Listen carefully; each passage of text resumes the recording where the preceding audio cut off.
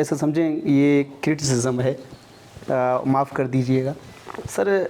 1948 کے بعد بلوچ قومی تاریخ میں مختلف نوعیت کی ریاستی ادارہ جاتی ڈسکورس آشکار ہو چکے ہیں۔ بطور دانشور آپ کے تاریخ نویسی میں ہمیں ان اثرات کے بارے میں کچھ خاص علم یا موضوعات نہیں ملتا، اس کی وجوہات کیا ہیں؟ ہاں، میں بالکل اس بات کا اقرار کرتا ہوں نور، آپ کی تنقید میں سر آنکھوں پہ۔ 1948 کی حالات لکھنے کے بعد اگر میں سچ لکھوں گا تو کہاں پہنچوں گا؟ جھوٹ مجھ سے لکھا نہیں جاتا۔ کہ آپ کہتے ہیں ایک پراپر ہسٹورین کو ہسٹری لکھنا چاہیے، ایک میڈیکل کا آفیسر ہے اس پر میڈیکل پر کام کرنا چاہیے، لیکن آپ نے بھی مختلف ایسی جگہوں پر کام کیا ہے، شاید آپ کا کام ہی نہیں ہے، یا یہ ایک سماجی بے حسی ہے کہ آپ کو قلم اٹھا کر وہاں لکھنا پڑا؟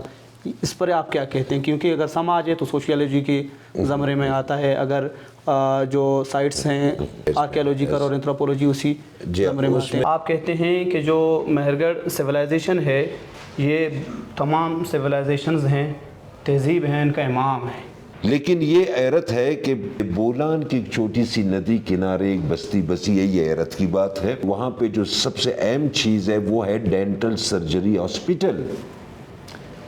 مہرگڑھ میں ایسے اوزار نکلے ہیں، غالباً ڈاکٹر رچرڈ نے اس موضوع پہ پی ایچ ڈی بھی کیا ہے، کہ وہاں پہ ایسے دانت نکلے ہیں، ایسے ٹولز نکلے ہیں کہ جن دانتوں کی باقاعدہ طور پر سرجری کی گئی ہے، آپریشن کیا گیا ہے، ان کے روٹ کینالز کیے گئے ہیں۔ ایک چیز اور بھی ہے کہ تاریخ کی روشنی میں ہم یہ کیسے ثابت کر سکتے ہیں کہ یہ بلوچوں کی سویلائزیشن ہے؟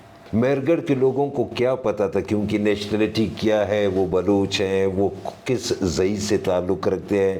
یہ ایک واحد چیز ہے کہ بلوچ کو مقامیت فراہم کرتی ہے، مرکزیت فراہم کرتی ہے۔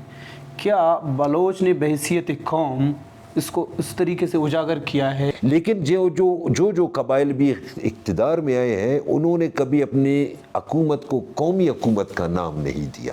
اس وقت جو ہندوستان پر بھی قبضہ تھا، برطانیہ نے ہندوستان پر بھی قبضہ کیا، اس وقت بلوچستان پر بھی کیا تھا، ادھر کس طرح مختلف تھا؟ بنیادی یہاں پہ انگریزوں کے مقاصد فوجی تھے، وہ یہاں رکنا نہیں چاہتے تھے، وہ یہاں پہ ایک چھوٹا سا ٹھکانہ مانگتے تھے، وہ افغانستان جا رہے تھے۔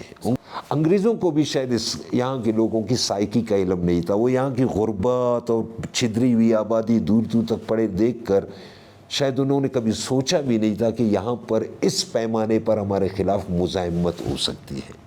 اگر انگریزوں کو ان کا پتہ چلتا تو شاید وہ 100 سال کے لیے اپنا مزید پرولونگ کرتے پروگرام کے۔ یہاں پہ تو پنجاب کی 100 سال کی کمائی یہاں پہ 1 گھنٹے کی کمائی کے برابر بھی نہیں ہے۔ برطانوی تاریخ دان ہیں، ان پر آپ نے سخت تنقید بھی کی ہے، ان کی کتابیں بھی رد کی ہیں۔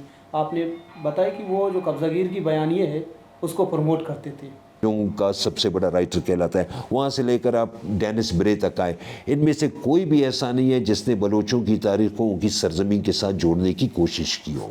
یہ جتنے بھی ہیں یہ سب بلوچوں کو اس خطے میں مہاجر قرار دیتے ہیں، کہ عام سام اور یافس کے علاوہ اس کشتی میں 84 لوگ اور بھی بیٹھے تھے، ان کی اولادیں کہاں گئی؟